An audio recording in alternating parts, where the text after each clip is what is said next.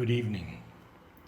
Today is the third day of December 2015, and we continue with our explorations in Savitri.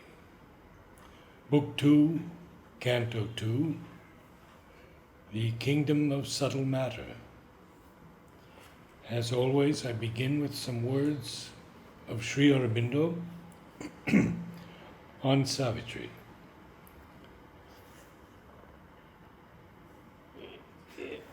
A Sadak wrote to him that Savitri was going to be supramental poetry. And he writes back, "Don't make prophecies. How do you know that Savitri is or is going to be supramental poetry? It is not, in fact.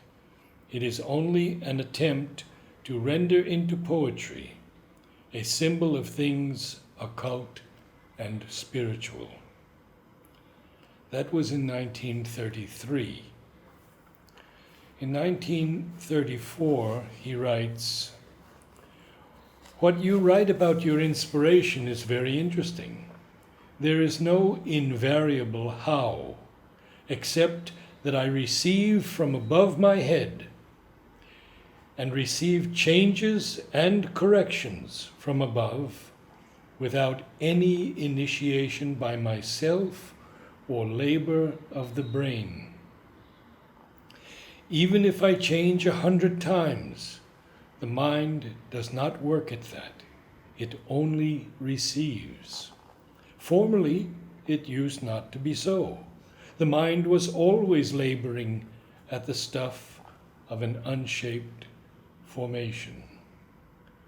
The poems come as a stream, beginning at the first line and ending at the last. Only some remain with one or two changes. Others have to be recast if the first inspiration was an inferior one. Savitri is a work by itself, unlike all the others. I made some 8 or 10 recasts of it originally under the old insufficient inspiration. Afterwards, I am altogether rewriting it, concentrating on the first book and working on it over and over again with the hope that every line may be of a perfect perfection." And then he has a dash. "But I have hardly any time now for such work." 1934. As always, we are grateful to have Alok Pandey with us. And when we ended our last session, I had asked you if you could say something on the subtle physical envelope. Yes. But before we enter into that, two things which I thought with regard to Sri Aurobindo's letter. First is about the supramental poetry and the supramental expression. When Mother was asked about it, not with regard to Savitri, but in general, the Mother said the human language cannot express the supramental consciousness. It's a fundamental inability. And the reason is that in the supramental vision, everything is simultaneous. But language by its nature is successive. And one simple example we can take just to get a glimpse of what it would be. When we enter this room, we see everything together. But if I have to describe, I have to perforce describe few things in the beginning and then next and then next. Because that's how my mind can, try to recreate the image. And this is just about a physical seeing. In the supramental, it's not just a physical seeing, but a seeing at different levels and their connections, their interrelations and everything together, the possibilities, the probabilities. So it's an inadequacy of the human language. And that's where the next letter comes in, that it's a play between the inspiration and the instruments which have to adapt to it. And Sri Aurobindo says that the inferior planes are not as accommodating as that. In one of his letters to Nirod Baran, he says why you have to take so much time to write Savitri. Right. And in that context, he says that the inferior planes don't adapt like that. The human body, the brain, all these instruments, until they are supramentalized, even when the inspiration comes, it will invariably, in matter, it gets lost to an extent. And then it gives its own hue, its own color. And what Sri Aurobindo means by perfect perfection is that he is aware that it ought to be like this. He is aware of that perfect perfection which he has seen and experienced. But in expression, he wants to bring it. And that we see repeatedly in Savitri because, as I was saying, I think last time, that the same thing which people see, because very often people also say, okay, ultimately there is the one who is infinite. This is known to all yogis. So what is new about what Sri Aurobindo is saying? Well, there is the one, but this one can be seen through several layers. And depending on the layer that from which we experience the one, we also create an understanding about our relation with the world. For instance, we may see the one as cut off and distinct from the world and creation, because this creation is ever changing. From the mind, it appears like that. Through the mental prism, when we see the one, we experience the one, but we cannot connect it with the multiplicity of the world. So it's the same experience, but seen through the mental layer. Similarly, from the vital layer, we can see the one. There are ranges of mind from which we can see the one, but there is a difference. So we see in Sri Aurobindo that there is a supramental seeing, and therefore the same thing, even if something like the subtle physical, he reveals to us that plane in the context and the background of the infinite, which we will read as we proceed. But as you said, the role of the subtle physical, and we read that line, it fathers our reflexes. I think it was there, a few lines above. Yes, on page 106. Its sense fathers our body's reflexes. Now, this subtle physical envelope is like, it is the original blueprint, because the divine light, the perfection of form, the beauty is still retained in it. It's the robe of the spirit. But the moment it plunges into the inconscient, all that is lost. And then, because the memory is there, this too we'll read, it tries to reword and recreate a document. It's like a document which is handed over to someone in all its pristine purity. And the person either by mistake tears it and throws it, or it, falls in rainwater and it's smudged all over. Then you try to read what it really meant and try to put piecemeal together and eventually try to reconstitute a truth. So the human body, in the process of reconstituting the truth, the gross body, it creates many erroneous things. And it's known, one of the cause of aging and eventual death is that, all these cells, ideally it should not happen. Mother raises this question, why should these cells from beginning, they are programmed in such a beautiful way that they will, create the next cell and then die. So every cell which is created is a fresh cell, new cell. So why should there be death and old age? So it's very interesting that errors are introduced in the system. We are programmed for errors. And the beauty is nature uses that also. So there was a reason why this plunge took place. But yet there is a poise in the physical which is an error-free poise, the original blueprint. And it can always impose itself and correct the physical ailments. So this is one part. Second is that this subtle physical, all illnesses that come, or all forces actually, before they come, they touch through this layer, which, one can experience. One doesn't have to be really a yogi to experience it. Just a little more sensitive and refined, and one can experience this layer within oneself and others. It is what, is very often the cause of affinities, that, certain people just rub onto you. And with certain people, there is a kind of drawing together, because this envelope matches. Now, this envelope is formed on one side by the thoughts and psychological condition, and on the other side by the physical constitution of matter. Take an example, if we are very tired, we may be very fine people and thoughts may be very beautiful, But when we are tired, the physical element which constitutes the subtle physical is not enough. The energy of the physical, the fire of the gross physical. So as a result, there are holes in it, and during that time, illness can invade us. So that's why the famous thing that if we are tired and feel exhausted, take rest. It's a very good advice because this envelope has to restore itself. It takes some time. On the other side, if the psychological condition is bad, and even though physically everything is fine, yet we may fall ill because again we have developed this punctured holes in it. So it's like an armor which we have, and something which we can reinforce, particularly if we can reinforce this armor with the Divine Mother's protection. She speaks about it that there is her white light. She says it can protect you against everything. Nothing can touch it. But some people had the penchant of even going out of that protection. So she speaks of that while I am protecting you all the time, don't deliberately go out of it. So otherwise, this subtle physical is enough to lead us through many things in life. So the divine has equipped us in many ways against the storms and turbulences of life. We are not as helpless as we believe ourselves to be. But probably we choose to be, probably we take a wrong attitude, a different turn, and that creates the problem. It's a vast subject, maybe, I am resisting the temptation to go into it. It'll take us into various aspects of the body consciousness, and it will come subsequently.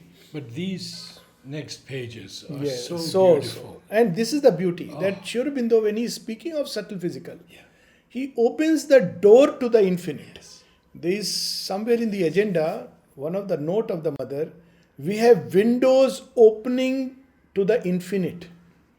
But most human beings manage to keep them shut. So look how Sri Aurobindo uses this as a window to take us to something so profound. Thus taken was God's plunge into the night. So came up to subtle physical. We read that everything is beautiful, and then there is an attraction into the inconscient. What is that? And there is a plunge. Thus taken was God's plunge. And we have seen that many times in Savitri. Yes, many times. The divine holocaust. Yes. And then he will also reveal to us why. What was the deeper purpose? So that comes at different places. And now several places Sri Aurobindo has used interesting expressions for describing the world. Yes. We keep on saying illusion or, it's a veil of tears. But at one place Sri Aurobindo says, this universe is a vast gymnasium of his works of might. Now this, changes the whole thing. Like, we are at another place, it's a puzzle. Yeah. But here he uses a wonderful word. This fallen world became a nurse of souls. A nurse of souls. Its task is to nurse us, train us, to equip us, inhabited by concealed divinity. So just as children go to a nursery, or plants are kept in a nursery, but there is the possibility of a blooming rose and huge trees, but they have to be initially dealt with in a different way. Yes. Thus they will grow. So this world gives us the experiences which act as feeder for this efflorescence. So it's a nurse of souls, where who dwells in this world? Concealed divinity. So how marvelous this expression is. A being woke and lived in the meaningless void. Now, again, like Sri Aurobindo is not saying it's a meaningless void, but as it appears to us, it's a meaningless void. A being woke and lived in the meaningless void. A worldwide nescience strove towards life and thought. A consciousness plugged out from mindless sleep. The sleep of matter, from which consciousness wakes up, is awakened, aroused. There is another line, arousing consciousness in things inert. Yes. So there are various mechanisms in this world by which consciousness is aroused. And one of them, of course, is unfortunately pain. It awakens consciousness in things which are dull and stone-like. So consciousness plugged out. All here is driven by an insentient will. Thus fallen, inconscient, frustrate, dense, inert, sunk into inanimate and torpid drowse, earth lay, a drudge of sleep, forced to create by a subconscious yearning memory. How beautiful it is that on one side, everything, the very supreme will, has entered into a state of mechanical responses in the subconscious darkness. And yet, even through that mechanical responses, even in that darkness, there is still a memory which doesn't die. The other day we were speaking about the memory of everyday life, which becomes like a ghost in our heads. But the memory of the divine contact, in whatever way one has experienced, is enough to sustain one throughout one's life. Yes. Those who have received a psychic touch, for one moment one has glimpsed it. It will carry you through hundreds and thousands of trials and tribulations of life, because that is so concrete. You are forced to return again and again back onto that. So earth carries that memory, it carries that touch. That's why Mother has said, Sri Aurobindo's birth is an eternal birth. And one of them, she says, this birth will be remembered as long as earth lasts. This birth will be remembered. It will be imprinted. And those points of contact with the divine, in the end, are the only true points. Yes, absolutely. They are the only nothing true else points. matters. In civilizations, it happens. See, we go through a moment, and I was speaking the other day about the vision of the Gita, that, Mahabharata war, so much destruction, so much. We can't even imagine the carnage. Now we enjoy it as a serial. But frankly, what carnage would have taken place? Or the siege of Troy. And Sri Aurobindo describes that. Few sees, and mothers who are going to send their children to school don't know that they may not return. Their fathers are going to be dead. All this is going to happen. But at the end, what lasts? So it is the great vision on the battlefield of Kurukshetra and the message of the Gita. So ultimately, in civilizations also, it is these points where it heaved towards the light and felt a contact. And in individual life also, those moments. And that one carries. So it's a memory which cannot be destroyed. And it will return back again and again, because it's not embedded in matter. It's in a certain state of consciousness which is indestructible. And this line, left from a happiness dead Yes. before she was born. Yes. It's a marvelous line. Left from a happiness. So where is this memory come from? This happiness, as God was coming closer and closer. Yes. Even in the subtle physical, there is beauty of form. And all this is there. But before it could touch ground, it vanishes. It's coming, but it vanishes. But the memory is there. One has seen it, experienced it, felt it.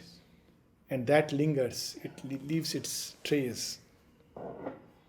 It's a very powerful thing, even about very often people say this in context of Mother and Sri Aurobindo. Oh, now they are not there. Now, of course, to the experiencing consciousness, they are there. But not leave aside that.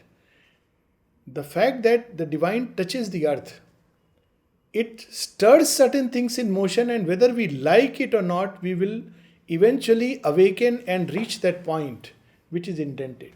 Because that will has gone into matter. It's not about physically they are present or not present.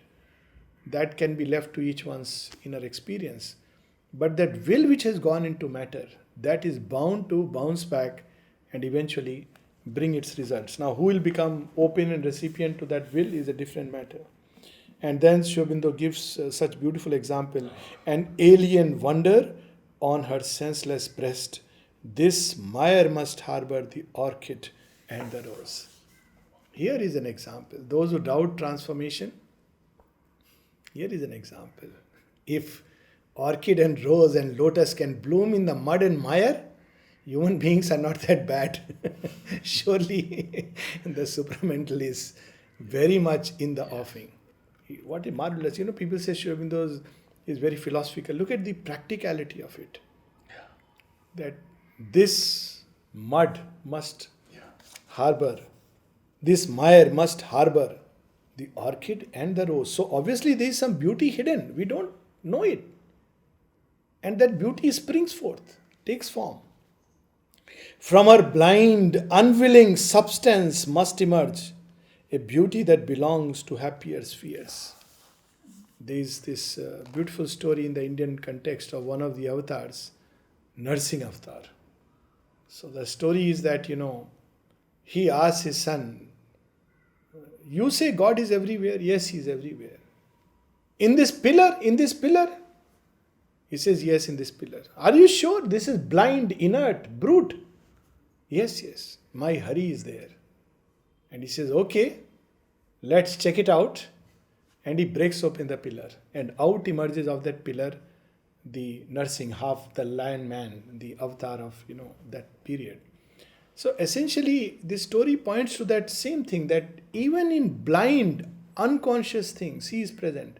But we need the faith and the will of a Prahlad, the psychic. He represents the psychic. So if that is there, it will be compelled to emerge. In any case, that compulsion is there because that presence is there. This is the destiny bequeathed to her. One thing we have to be sure, that this is the destiny of earth. Yes. Million words will not eventually stifle it. It will eventually emerge. How much ever you may try to stifle it, how much ever you may try to strangulate it, you can delay it, but you cannot deny it. That's its right. And so many stories, even in Greek mythology, there are princes, even I think Perseus the deliverer. So same thing, destiny of Andromeda and Perseus. Perseus is destined to do something. And how much ever they try, even they tie Andromeda to the stake. But last minute something happens, the butcher changes his mind and and of course Perseus comes and things change. So, because that is the destiny and it will show itself. As if a slain god left a golden trust to a blind force and an imprisoned soul. I think earlier also I had alluded to this story of Sati. Sri Aurobindo has spoken of this story in one of his casual writings in Bande Mataram days. And we see glimpses of this story in the next 6 lines. As if a slain god left a golden trust to a blind force and an imprisoned soul. An immortal Godhead's perishable parts, she must reconstitute from fragments lost, reword from a document complete elsewhere, her doubtful title to her divine name. He has given the essence of this story, where Sati, who is the divine mother who has become ignorant nature, and eventually she becomes stone. That's how, all the places, 54 places where different parts of Sati are fallen all over across India. Actually, they may make the map of India in a certain sense. And every place, there is some part which has turned into stone. It's a very symbolic story. And yet there is, because of that act, there is aspiration in matter. And so once again she is reborn as Parvati, the goddess, born on the mountain heights, who must embody in herself all that force and should beyond. So this is the destiny of earth, and we have to fulfill it by each one finding its own divinity. At one place in context of nations, the mother says that each nation has a part to fulfill and a role to play. It represents something of the divine, but it has to find. Then only all these parts can come together. Yes. But to find it, we must find the center, which is the divine. The word, the beauty of the word, when Sri Aurobindo uses reconstitute, reword, and then doubtful title to her divine name, the music. The music is so beautiful here. Yes. This is me, that's it. A residue her soul inheritance. All things she carries in her shapeless dust. You see how profound a casual line can be. Yes. The dust of earth contains within itself the supreme and everything else that is in between. Yeah. We may treat it as dust, or we can use it to build computers, silicon, literally. Or we can worship it, put it on our foreheads and feel blessed by the touch of God. But the dust contains everything in it. shapeless dust. That's why from dust man has emerged. What greater miracle and the greater possibility that is bound to emerge. That's what Savitri says to death. If in the meaningless void creation arose, if sense could climb in nerve and branch and trees. So, all things she carries in her shapeless dust, all possibilities. Her giant energy tied to petty forms in the slow, tentative motion of her power, with only frail, blunt instruments for use, she has accepted as her nature's need and given to man as his stupendous work, a labor to the gods impossible. This is the reason why he accepts the fall, because there is a possibility and not all can do it. Gods are scared. There was a movie shown in the playground, this A Labor to the Gods Impossible. It reminds one of Kathopanishad, and there was a movie shown in the playground where a lady is a sage's wife, Anusuya. Her husband is Atri Rishi. She can turn the three great gods of the great Trinity into babies. So when mother saw this film, she was very amused. She said, only human beings can do it. They don't know that they are greater than the gods. And then she made a very beautiful remark. Human beings can love this way because they have in them the psychic presence. Gods cannot love this way. She loves a man, and through that love, she has risen to such heights that even the gods become like babes upon her knees. And mother says only human beings can love this way because they have in them the psychic presence. So labor to the gods impossible. Impossible. So such a beautiful thing. We are here for this, not for petty things. A life living hardly in a field of death. We are given a life. But what is the field in which we are given to live? Field of death. Now create immortality. This is a challenge. And you see the Gita. The Gita is given the gospel of immortality when a dance of death is going on. Look at Christ's sacrifice. From the cross, where everybody must be thinking in that age, oh, we have done with him. But where is Rome's empire? Where are those who condemned him? But Christ's empire is extended everywhere. Look at the beauty of this, the power which, one wields. Paradox. 2,000 years. Death immortalized him. Yes. 2,000 years. Socrates with the hemlock. Yes. And imagine Socrates who would have escaped from the prison. He would have been like anyone else. So this is given to us to create immortally with mortal things. A life living hardly in a field of death. Its portion claims of immortality. And all of us, to an extent. The work of a poet, immortalized. Homer's body has died, but Homer's work remains. So Virgil's work, so the works of the Ramayana and Mahabharata, a lot of people have this debate. And I say, forget about debate. Just think about it in a very simple way. Imagine a story written some 10,000 years back.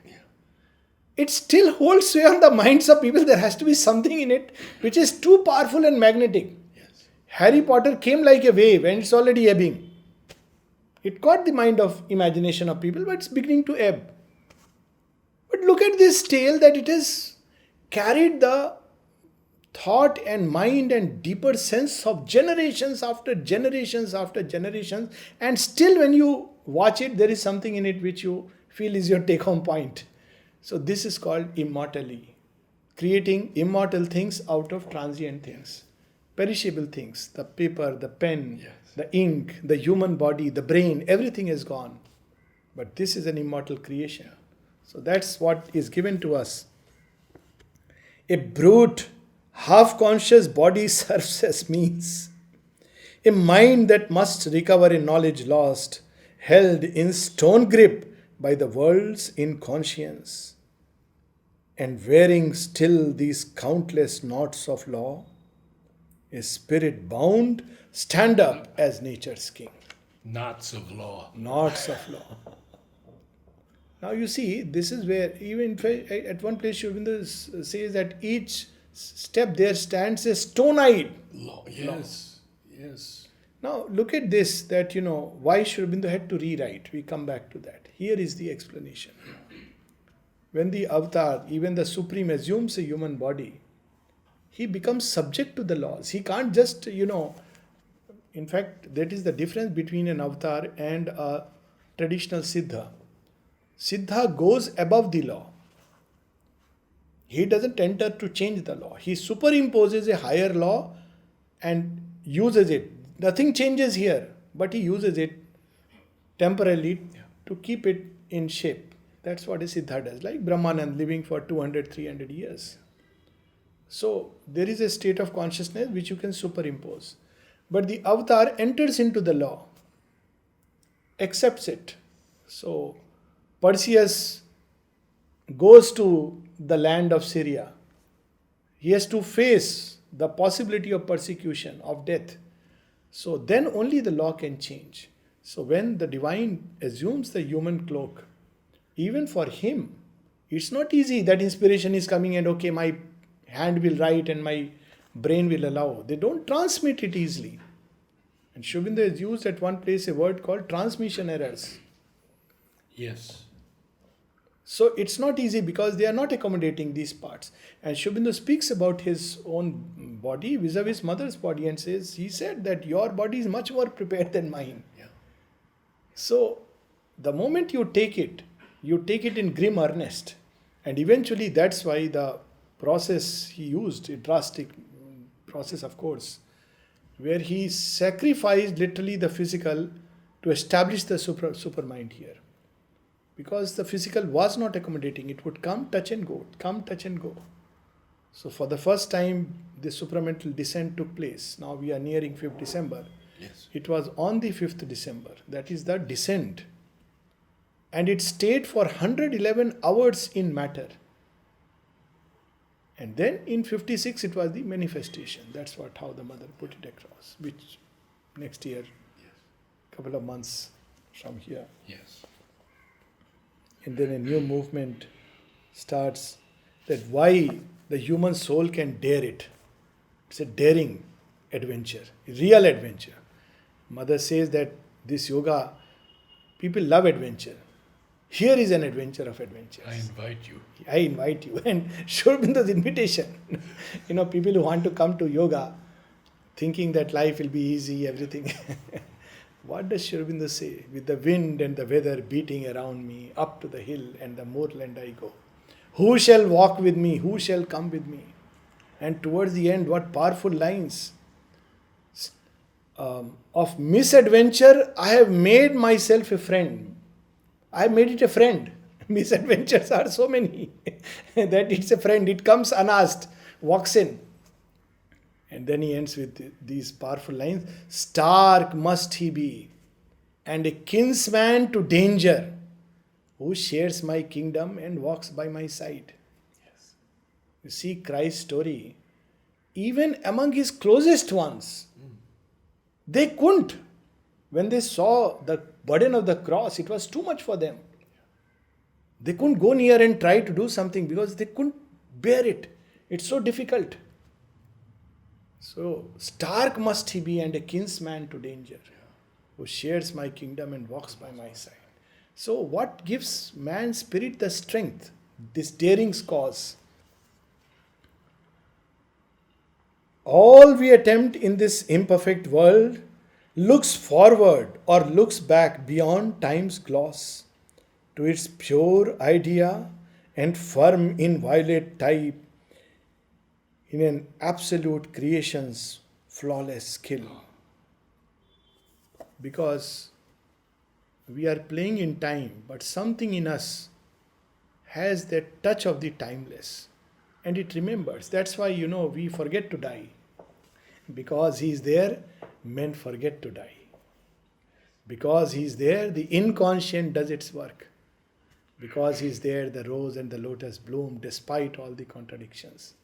Because He is there, the march of civilization goes on, and the stars drift in the sky. Because He is there, the sun again and again burns bright after the cloudy passages. So this is the beauty, that something in us knows it, looks beyond and behind time's gloss. And what do we find there? In an absolute creation's flawless skill, to seize the absolute in shapes that pass. How beautifully, Sri Aurobindo, the play with transience. Yes. Why do we suffer? Because we want it to be absolute. We want it to be perfect. If we didn't want perfection in life, well, we won't suffer. Probably we would accept it just as it is. But we want things to be perfect. We dream of perfection. We intuitively believe it should be perfect. That's why we raise questions. And why not? Because it has come down from the perfect. To fix the eternal's touch in time-made things. This is the law of all perfection here. This law of perfection is a law of evolution inspired by a perfection which is within and above. This line, to fix the eternal's touch in time-made things, years and years before, the line was to feel the eternal's touch in time-made things. So I questioned the people in the archives, and I said, we've lived with this line, to feel the eternal's touch. And it took 3 years. And Richard brought me one day, and I had 34 questions. And he showed me how Sri Aurobindo changed and how it went along. And indeed, the last change was from feel to fix. Wow, amazing. So meaningful. To fix. It's not enough to feel. No. It should be imprinted, embossed. Yes. It should be shaped in that image. Yeah. And they have done it in many ways. The other day, I'm just sharing something very personal. Something which is a blessing packet touched by the mother. There are some blessing packets like that. And of course, it was dear friend Mandeep's birthday, and someone gave this blessing packet, and it's amazing that holding it in the hand, there were 3 of us, and all 3 of us suddenly felt the impact so strong. We are transported into something very different. And it was very difficult to step out of that. Now imagine when the mother would have touched it, we have no idea. But it's there. You just have to be little open and receptive. Or a moment she seizes. Actually, we were in for a shock. We didn't know it's going to be so powerful. And okay, if one person experiences. All the 3 simultaneously experienced. One person was holding the packet. And 3 of us simultaneously experienced. Now look at this touch. Fixed. You weren't holding the package. I was holding the packet. But everyone, somebody gave, all 3 of us had touched it. But I was the last one holding the packet, and I didn't know what to do. We were all transfixed. So, with great effort, we had to, and some phone came. So, always there are disturbers on the, maybe it was too much for us. But imagine, that what it means. This is just one small practical example. What it means to fix. Yes. How they fix that touch. Yes. We have to just, receive it. If fragment here is caught of heaven's design, else could we never hope for greater life, and ecstasy and glory could not be. So this is the daring's cause. It comes, it has touched, it is there within, behind, around, above. That's why it's possible. And last few lines which are very full of hope. Even in the littleness of our mortal state. Because this also we say, all this is very fine, high philosophy. But look at human beings, mortal, wisp of the will. bubble on time sea. So Sri Aurobindo says, wait, hold on. Don't say half truth. Whenever people say such things, we should always remind. There is a line in Savitri, when Death tells Savitri, oh, all this love and talk about all this, don't, there is nothing, this is all craving of the flesh. There is nothing like an ideal love and flawless happiness upon earth. So Savitri says, O death, thou speakest the truth, but the truth that slays. Yes. Now hear from me the truth that saves. Yeah. So here is the saving truth. And then Even he tells her to that she says, I am, I know. yes. And he says, no, he says, no, also. Also. And knowing thou shalt cease to live Yeah. and cease to love, delivered from thy heart. And then she And says, when I have loved all, then I shall know. When I have loved forever, Yes. I shall know. No. Very love, powerful. Love in me knows the truth, Yeah. all changing's mask. mask. Beautiful it is. So we see here that even in this littleness, yes, it's true. Our life is small in scale and pitch and measure. And it's also true that we are mortal, vulnerable. Yet there is a greater truth. Even in this prison house of outer form, a brilliant passage for the infallible flame is driven through gross walls of nerve and brain. Even in that, people who have, even that story of Mr. Nair, who was president of Singapore, Devan Nair, who is standing in the queue, and he thought, well, nice place. What shall I tell mother when I see her? I'll tell her, good job, lady, you have done a wonderful thing. That's all. He said, I don't know, but what they say, divine and all, but yes, it's nice, good ashram, well kept, organized. Suddenly when he goes, the infallible flame must have leapt through brain and nerve and everything. And says, I forgot everything, just put my head in her lap. And that was the end of the story. She said nothing. And I forgot everything. So even in this, and this is the state of humanity, so many instances of people going to Mother and Sri Aurobindo, and suddenly, something from within leaps out. And that does it. A splendor presses or a power breaks through. Earth's great dull barrier is removed a while. The inconscient seal is lifted from our eyes, and we grow vessels of creative might. In spite of all this, that is the hope. The enthusiasm of a divine surprise. This is something very beautiful. Oh, Divine surprise. And this, at least personally, at least for me, it's like encounters with Mother and Sri Aurobindo. First time when I had the secret of the Vedas in my hand, it was like a divine surprise.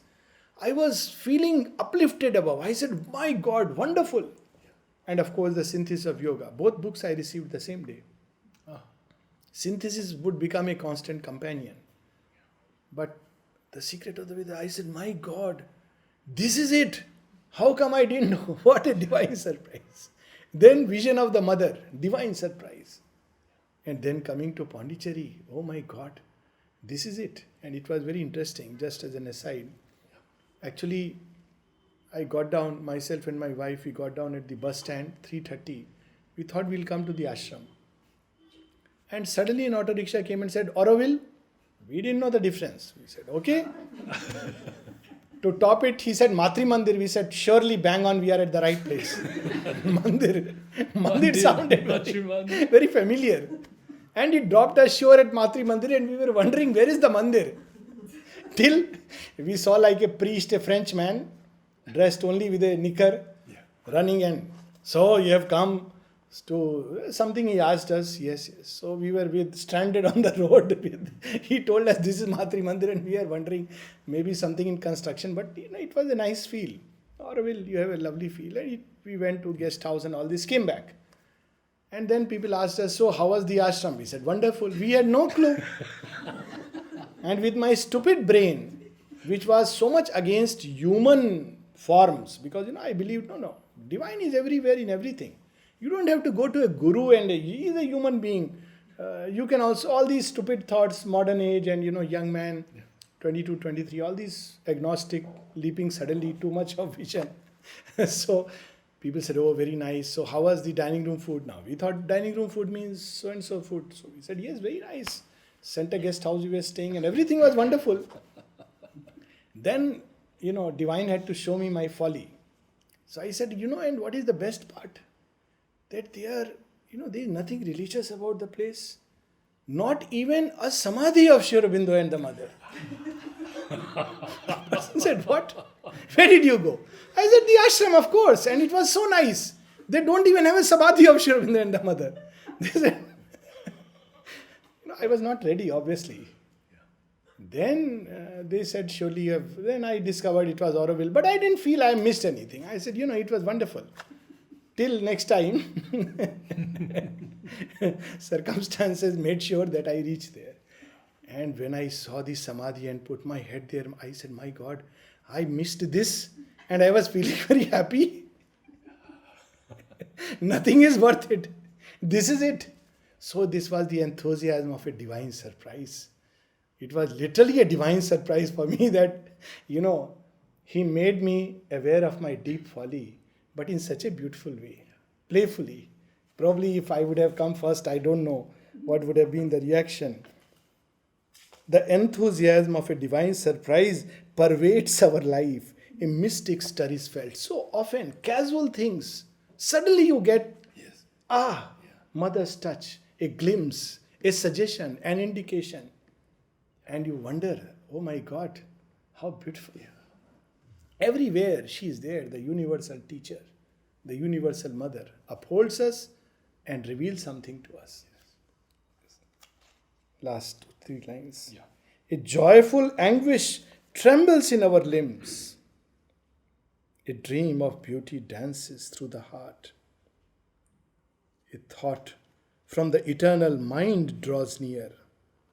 Intimations cast from the invisible, awaking from infinity sleep come down, symbols of that which never yet was made.